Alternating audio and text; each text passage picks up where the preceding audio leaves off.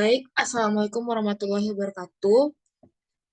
Perkenalkan kami dari kelompok 8, sesi 098, akan mempresentasikan materi tentang layanan bimbingan konseling. Nah, nanti ada beberapa layanan bimbingan konseling yang akan kita bahas. Sebelumnya, eh, perkenalkan anggota kelompok 8. Yang pertama, Nata Ciakanita, saya sendiri, dengan NIM 220294148. Selanjutnya ada Fauzia Delti dengan NIM 220464183 dan Dewi Ratna dengan NIM 2223108. Baik, untuk materi pertama, untuk poin-poin penting yang akan disampaikan pada materi kita hari ini, yang pertama tentang pengertian beberapa jenis layanan BK. Yang kedua, tujuan dari layanan BK dan contoh pelaksanaan layanan BK tersebut. Baik, materi yang pertama itu layanan bimbingan kelompok yang akan disampaikan oleh saya sendiri. Nah, pengertian dari layanan bimbingan kelompok ini adalah layanan bimbingan konseling yang memungkinkan jumlah peserta didik secara bersama-sama melalui dinamika kelompok akan memperoleh berbagai bahan dari narasumber tertentu, terutama dari grup pembimbing, dan membahas secara bersama-sama pokok pembahasan tersebut. Nah, ini berguna untuk menunjang pemahaman dan kehidupan sehari-hari untuk perkembangan dirinya baik sebagai individu maupun sebagai pelajar, dan untuk mempertimbangkan dalam pengambilan keputusan atau tindakan tertentu. Nah, ada kegunaan dari layanan bimbingan kelompok ini. Yang pertama, tenaga pembimbing yang masih sangat terbatas dan jumlah murid yang perlu dibimbing itu banyak, jadi layanan perorangan itu tidak akan merata. Untuk itu dibutuhkanlah layanan bimbingan kelompok. Nah, yang kedua, melalui bimbingan kelompok ini, murid akan dilatih menghadapi suatu tugas bersama atau memecahkan suatu masalah secara bersama. Dengan demikian, sedikit banyaknya peserta didik itu bisa hidup secara bersama. Yang ketiga, dalam mendiskusikan sesuatu, murid didorong untuk mengemukakan pendapatnya dan menghargai pendapat orang lain. Yang keempat, banyak informasi yang dibutuhkan oleh murid dapat diberikan secara kelompok dan cara tersebut lebih ekonomis.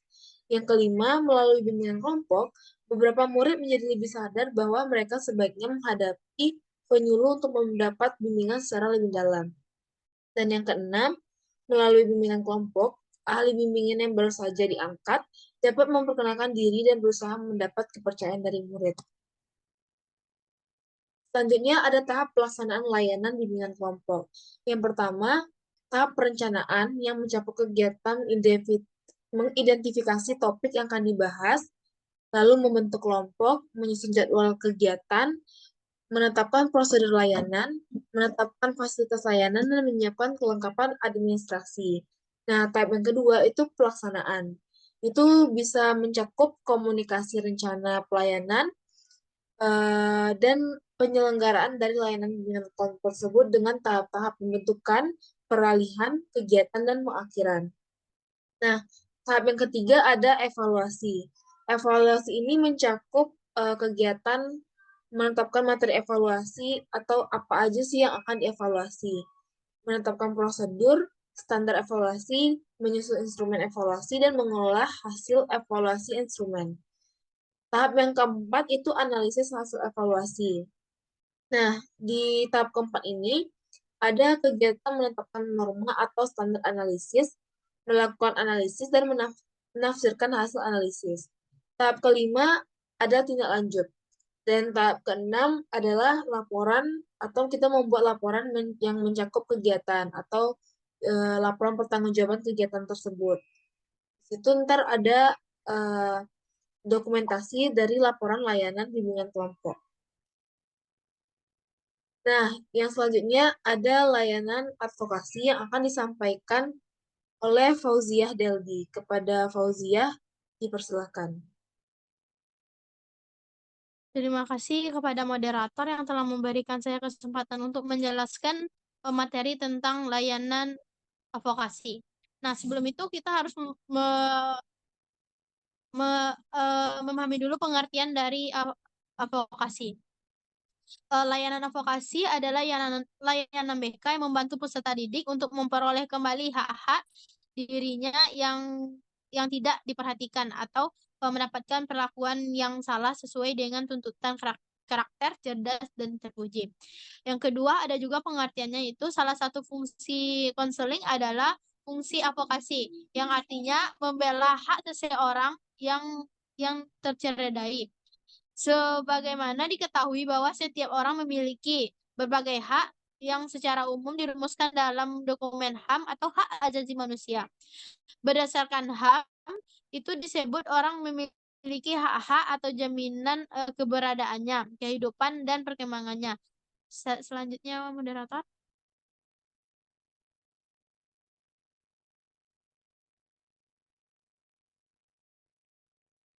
Nah, sekarang kita akan membahas tentang tujuan dari layanan advokasi. Tujuan ini terbagi menjadi dua, yaitu ada tujuan umum dan ada tujuan khusus. Tujuan umum adalah layanan dalam konseling bermaksud untuk mengatasi klien dari suasana yang menghampiri dirinya, karena hak-hak yang hendak dilaksanakan terhambat dan terkendala sehingga sehingga menjadi tidak nyaman. Khususnya dalam bidang pendidikan menjadi tidak lancar, terganggunya atau bahkan terhentinya atau juga terputusnya. Dengan layanan advokasi ini, maka klien akan menceritakan bagaimana apa yang terjadi yang mereka rasakan. Yang kedua itu tujuan khusus. Tujuan khusus layanan advokasi adalah konseling, adalah membebaskan klien dari cengkraman pihak tertentu yang membatasi atau bahkan yang menghapus hak klien dari masalah yang mereka hadapi. Karena konseling adalah profesi dalam bidang pendidikan, maka layanan advokasi dan konseling ini dilakukan kepada klien. Layanan ini bersifat sinkron. Selanjutnya, moderator.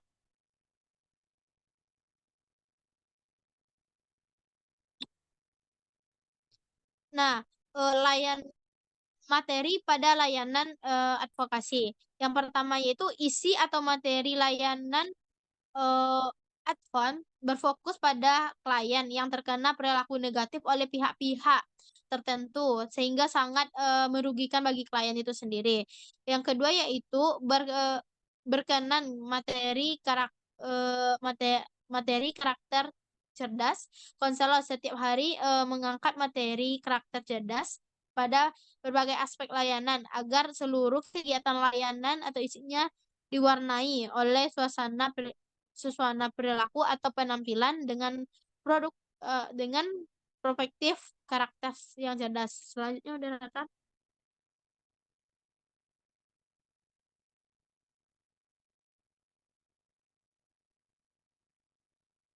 Nah, pendekatan dan strategi dan teknik. Yang pertama yaitu format kolaboratif.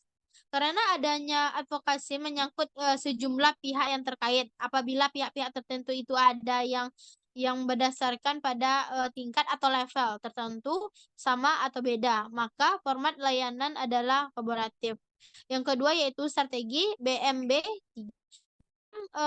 hubungan dengan pihak-pihak terkait, konselor, pembagian suasana BMB3 atau berpikir, merasa, bersikap, bertindak dan bertanggung jawab demi terpercayanya permasalahan klien dan diperoleh solusi yang terbaik untuk klien tersebut.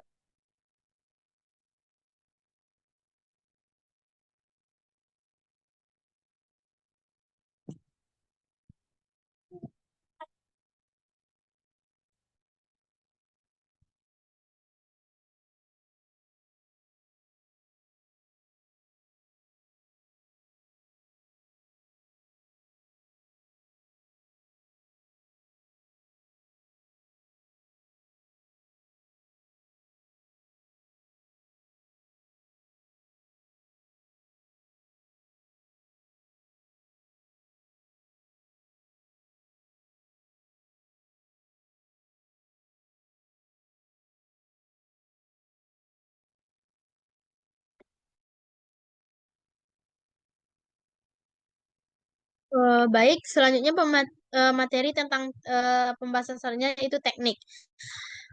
Yang pertama yaitu A, teknik wawancara. Yang kedua yaitu B, studi dokumentasi ataupun data aktual terkena dengan kondisi klien dan hal-hal yang terkait dengan permasalahan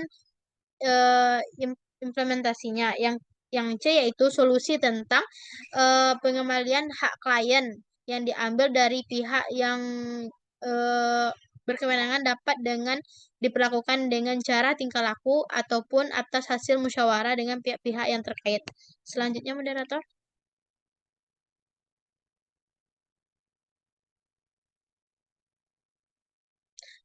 Nah, yang keempat yaitu waktu dan tempat. Waktu pelaksanaan dari adform mengikut tahap-tahap kegiatan yang dapat berkelanjutan atau kembali ke belakang sesuai dengan kemajuan yang dicapai. Lama waktu tidak dapat ditetapkan dalam 1 minggu ataupun berapa jam. Waktu yang ditetapkan kegiatan ini bervariasi tentunya. Dan pemanfaatan waktu dan tempat ini merupakan bagian dari kepentingan dari konselor dalam melakukan pendekatan. Selanjutnya, moderator.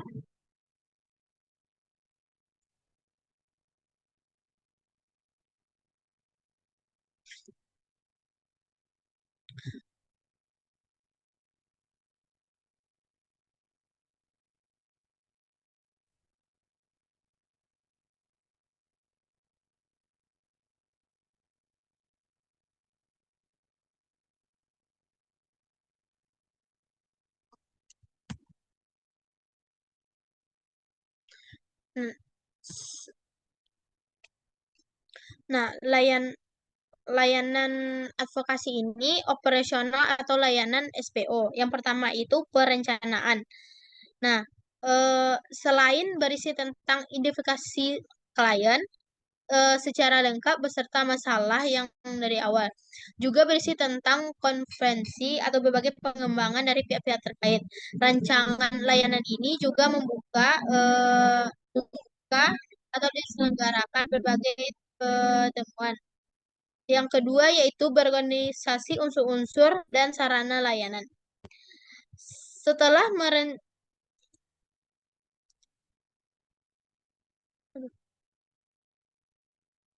setelah perencanaan rencana dan yang bersifat terbuka dan konfer- dan komparatif dipersiapkan. Sebelumnya layanan adform secara nyata diwujudkan di lapangan terlebih dahulu, diatur atau dikelola. Nah, pengaturan dan organisasi seperti itu setiap kali sesuai dengan bangunan kembali sesuai dengan kemajuan atau hasil yang diperlukan objektif pada tahapan kemajuan layanan. Selanjutnya, moderator.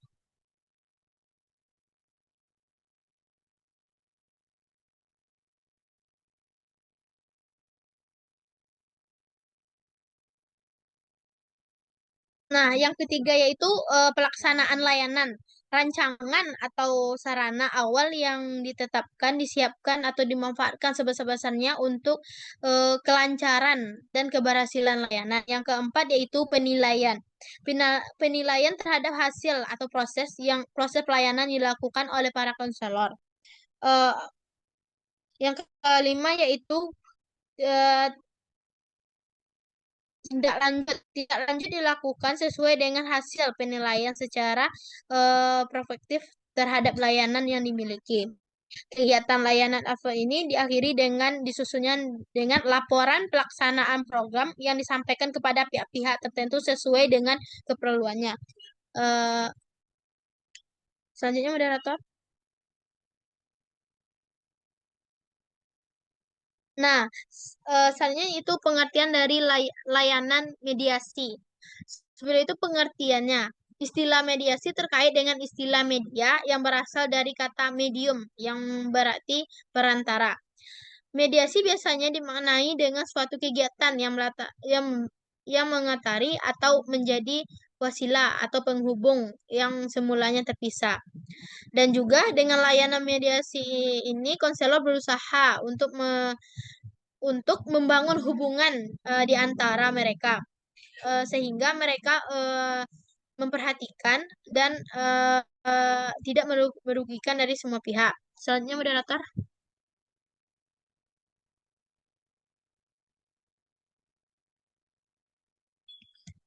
Tujuan mediasi ini terbagi menjadi dua, yaitu tujuan umum dan tujuan khusus. Pada tujuan umum, mediasi ini bertujuan agar tercapainya kondisi hubungan yang positif dan kondusif terhadap klien dan konselor.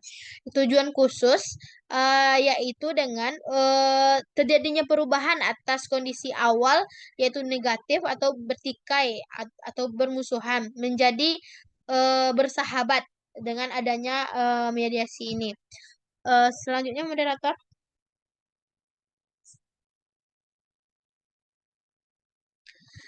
Isi pada layanan mediasi.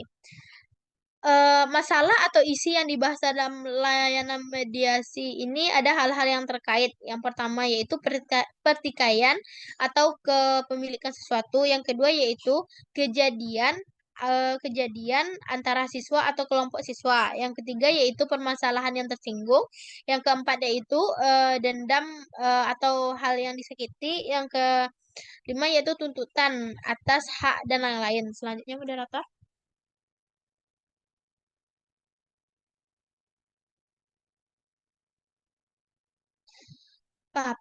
Pendekatan atau strategi dan teknik pada landasan mediasi ini. Yang pertama yaitu format kolaboratif. Yang kedua itu pendekatan. Yang ketiga itu strategi BMB3. Yang keempat itu teknik. Nah, pada penerapan teknik-teknik tertentu dalam konseling layanan mediasi ini banyak prinsip yang bertujuan antara lain untuk mengaktifkan peserta seperti siswa dalam layanan, khususnya layanan mediasi, semua peserta secara individual didorong untuk secara aktif dan berpartisipasi. Selanjutnya moderator.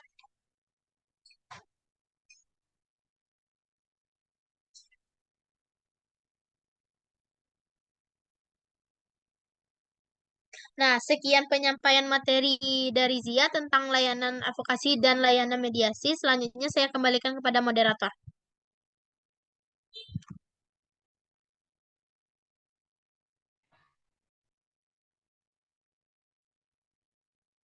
Baik, materi selanjutnya terkait layanan konseling kelompok akan dijelaskan oleh Dewi Ratna. Kepada Dewi, dipersilakan.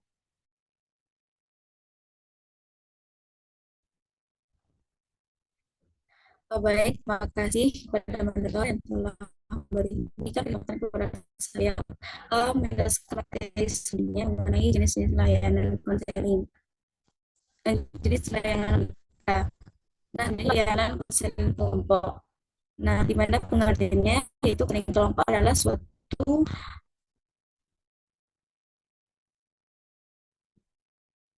suatu bentuk layanan atau bantuan oleh seorang konselor kepada individu yang membutuhkan untuk menyelesaikan masalah yang sedang dihadapi, yang dilaksanakan dalam situasi kelompok dengan melibatkan fungsi saling mempercayai, saling pengertian, saling menerima, dan saling mendukung.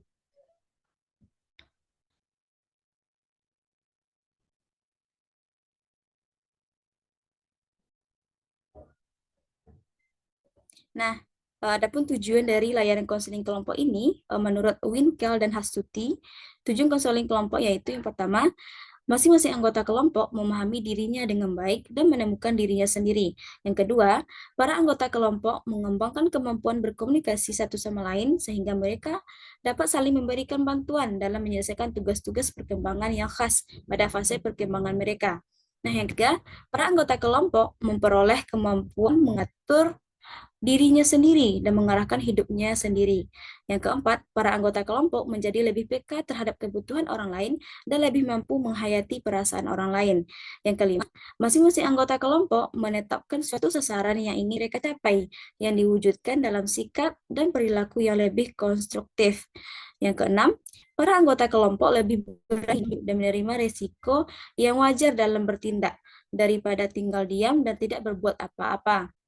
Yang ketujuh, para anggota kelompok lebih menyadari dan menghayati makna dalam kehidupan manusia sebagai kehidupan bersama.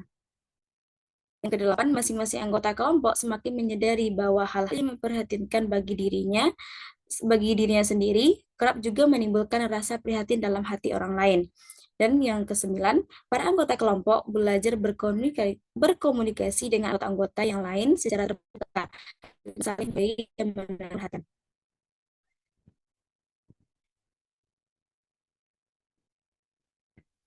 Adapun tahap pelaksanaan layanan konseling kelompok pertama yaitu adalah tahap pembentukan. Nah, kembali pertama yaitu anggota. Terlebih dahulu memilih anggota untuk layanan kelompok ini. Yang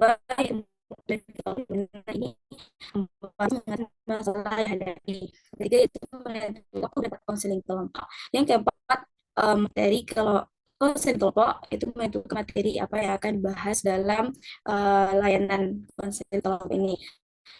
Yang keempat, kelompok nah, jadi ini untuk mengenai kegiatan inti konseling kelompok yang akan dilakukan yaitu mengungkap masalah anggota kelompok dan juga sebelum melakukan kegiatan ini siswa kembali ditanya mengenai kesiapan untuk melakukan konseling kelompok.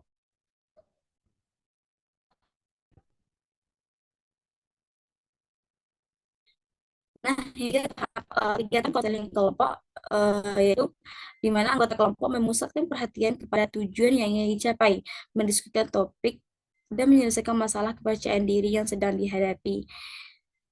Nah, yang selanjutnya itu tahap pengakhiran, di mana guru BK memberikan instruksi bahwa pelaksanaan konseling kelompok akan segera berakhir. Kemudian, guru BK memberi penguatan terhadap hasil yang telah dicapai oleh kelompok maupun oleh masing-masing siswa. Dan yang terakhir yaitu tindak lanjut, di mana di dalam pelaksanaan konseling kelompok ini guru BK mempunyai tanggung jawab untuk mengevaluasi kesuksesan perilaku kerja dan mengadakan tindak lanjut.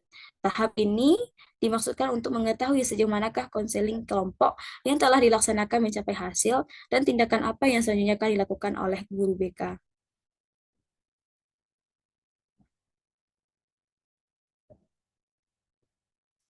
Nah, selanjutnya layanan konsultasi, di mana pengertiannya yaitu layanan konsultasi merupakan layanan konseling oleh konselor terhadap pelanggan atau konsulti yang memungkinkan konsulti memperoleh wawasan, pemahaman, dan cara yang perlu dilaksanakan untuk menangani masalah pihak ketiga. Jadi, dapat disimpulkan bahwa layanan konsultasi ini merupakan bantuan dari konselor kepada klien, di mana konselor sebagai konsultan dan klien sebagai konsulti yang membahas tentang masalah pihak ketiga, yaitu orang yang merasa dipertanggungjawabkan konsulti, misalnya anak, murid, dan orang tua.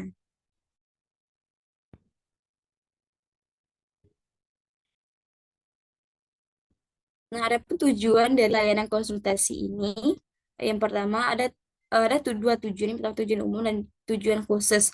Di mana tujuan umum dari layanan konsultasi ini yaitu agar konsulti dengan kemampuannya sendiri dapat menangani kondisi dan permasalahan yang dialami pihak ketiga. Dalam hal ini, pihak ketiga mempunyai hubungan yang cukup berarti dengan konsulti, sehingga permasalahan yang dialami pihak ketiga itu sebagian menjadi tanggung jawab konsultasi. Nah, yang kedua, tujuan khusus, di mana tujuannya yang pertama, mengembangkan dan menyempurnakan lingkungan belajar bagi peserta didik, orang tua, dan administrator. Yang kedua, menyempurnakan komunikasi dengan mengembangkan informasi di antara orang penting bagi peserta didik.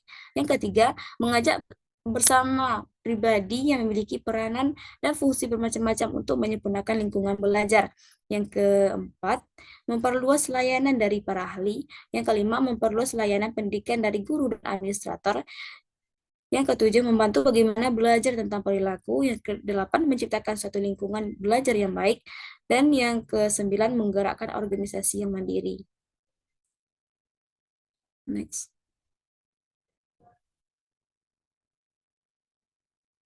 Adapun contoh pelaksanaan dari layanan konsultasi ini, yang pertama, menerima konsulti. Di sini konselor sekolah menerima konsulti dengan penerimaan yang baik, sehingga membuat kenyamanan konsulti dan pada akhirnya membantu kelancaran layanan konsultasi. Yang kedua, itu menyelenggarakan konsultasi. Nah, penstrukturan layanan konsultasi diperlukan untuk membawa konsulti mulai masuk layanan konsultasi, biasanya dengan wawancara permulaan. Nah, yang ketiga, masalah. Nah, masalah yang dibahas oleh konsultan adalah masalah yang dialami oleh peserta didik sebagai pihak ketiga, baik itu permasalahan pribadi, sosial, belajar, atau karir. Nah, yang keempat yaitu mendorong dan mulai konsulti untuk mampu menangani masalah yang dialami pihak ketiga dengan membekali konsulti dengan wawasan, pengetahuan, keterampilan, nilai, dan sikap agar dapat bertindak membantu penyelesaian masalah pihak ketiga. Nah, yang keempat itu membina komitmen untuk konsulti untuk menangani masalah pihak ketiga dengan bahasa dan cara-cara konseling. Misalnya menggunakan pertanyaan terbuka kepada pihak ketiga. Nah, konsulti juga melakukan penerimaan pihak ketiga dengan bahasa verbal dan nonverbal. Dalam hal ini, mengambil keputusan dan lain-lain.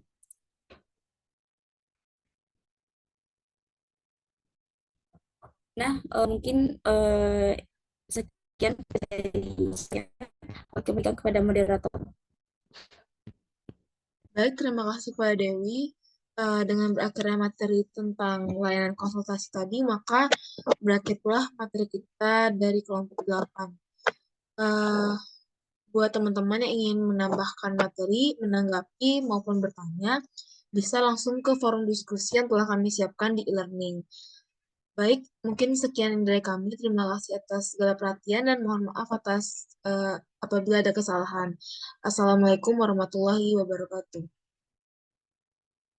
Waalaikumsalam.